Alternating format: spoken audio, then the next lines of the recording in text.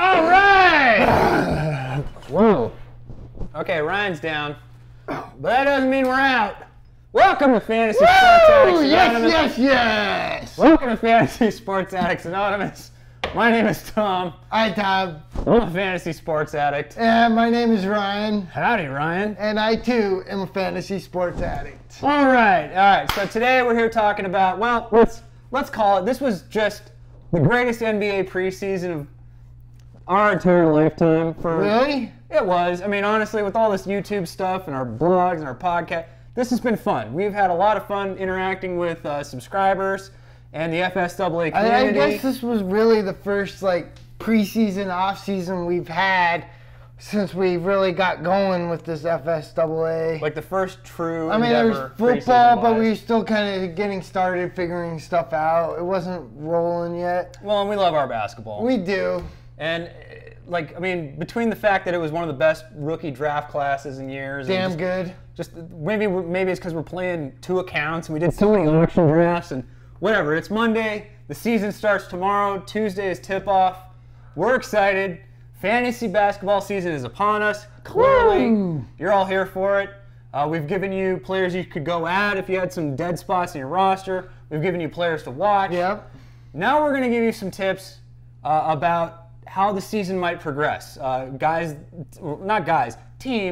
that are playing a lot of games in the first half, teams that are not playing a lot of games in the second half, or vice versa. Basically, we're just talking about the NBA schedule with the focus or an emphasis on the fantasy basketball playoffs. Now, most of this will affect head-to-head teams. It also still applies to roto teams, but you'll want to pay attention to the last part, specifically about the playoff weeks 21, 22, 23, and 24, depending on how your league is set up. These are teams that are playing the most games. Now, this information is usually pretty available on the internet, but since we were too lazy to find it or hadn't found it yet, we're all about the FSAA community, and Absolutely. We love the community. This particular set of information is brought to us by our friend Brian, a great friend of the program. Brian has contributed. He hit that donate button. He didn't ask any fucking thing in return, which is amazing. Right. And he gave us this. He gave us this pot of gold information. Brian actually specifically asked us not to buy any beer. He wanted us to buy some snacks, so we did do that. We got healthy snacks. Some Sun Chips because we love them. We love our Sun Chips. We need fiber because we don't get enough fiber in our diet. So thank you, Brian, for the Sun Chips and more. Thank you. Because we love our fiber and our chips and our snacks and every goddamn contribution we get. And if we get contributions, you better believe we're going to give you a shout out. And of course, also thank you again for sending us this list, because let's face it, we were too busy and too lazy to find it for ourselves, and we were chatting on our website and we were talking about video ideas and oh, here, let me send that to you. Thank you, Brian. Awesome. Thank you, sir. Thank you. And this is what the FSAA community is all about. This is why you sign up for our website. If you haven't already, please do so, fantasysportsaddicts.com. But let's get right into this fucking thing. All right. Let's talk about the first half of the season. So, Ryan, you've got this. This is a good example of buy low, sell high kind of a thing. Okay. Come the first half of the season, the first part of the schedule, Philadelphia and Portland have 40 games played apiece, more than any of the other teams. So half their season. So because they play more games, their stats are going to be a little bit more elevated and their overall rankings are going to be kind of high. So maybe you sell those players. You sell those players. For a second half teams players? Yeah, so Chicago, Cleveland, and Washington only played 35 games in the first half. Okay, which is 5 fewer. So their players are going to be a little bit lesser ranked. So it's a good chance. So if you can sell Philly or Portland for a Chicago kind of team, it's a really good.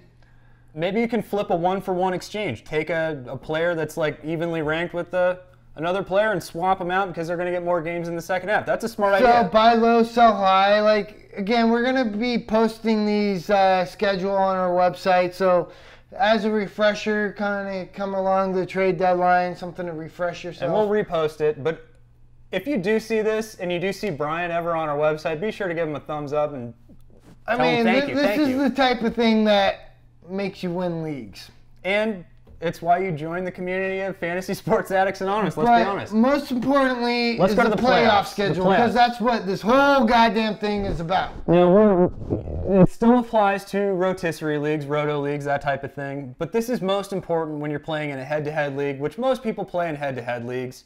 Let's pay attention to the teams that are playing 16 games or 15 games. Okay. The weeks 21, 22, 23, and 24, depending on how your league is set up, those are the playoff weeks.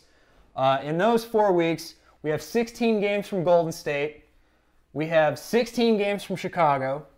We have 16 games from Toronto, 15 games from Charlotte, Cleveland, Denver, Orlando, Sacramento, Washington, Los Angeles Clippers, and the New Orleans Pelicans. It's a lot of teams. That is a lot of teams, but those are teams that are getting more games in those weeks. So if you have players from those teams, or you can stream players from those teams, you're going to end up doing a little bit better. You're going to get bulk stats more than you might from teams like Atlanta, Milwaukee, the Lakers, or even the Knicks, who are only playing 13 games over that 4-week span. Because let's face it, a lot of times it really comes down to quantity over quality.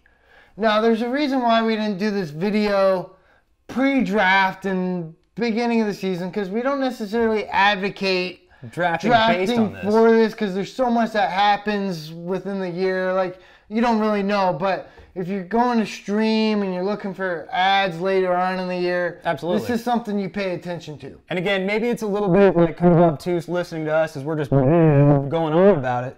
That's why it's in print. That's why it's going to be on the website. And if you ever see Brian, maybe you didn't find it on the website, hit up Brian, be like, Brian, what was that schedule again? Give me some tips. This is what the community is all about. You can find this information, this scheduling information, on our website. We're going to close with the Fantasy Sports Serenity Prayer. Yep. Fantasy God, Fantasy God, please grant me the serenity to set my ideal lineup. The courage to ad drop aggressively in playoff weeks and as appropriate based on scheduling. And the wisdom to make trades for late season playoff scheduling pushes. So high. All right, amen. All right. Amen. Thank you for watching. Check out our website, fantasysportsaddicts.com. Hit us up on Twitter anytime at letter F, letter S, the word double, letter A. Give us a thumbs up. Subscribe to the YouTube channel. Check out our podcast on iTunes and everywhere else. Blah, blah, blah. Also, just like Brian, feel free to hit that donate button. We'll give you a shout out. Thank you, We'll Brian. make a video for you. Even if you don't want a video just like what we're doing, we appreciate every goddamn bit of support we get. Thank you.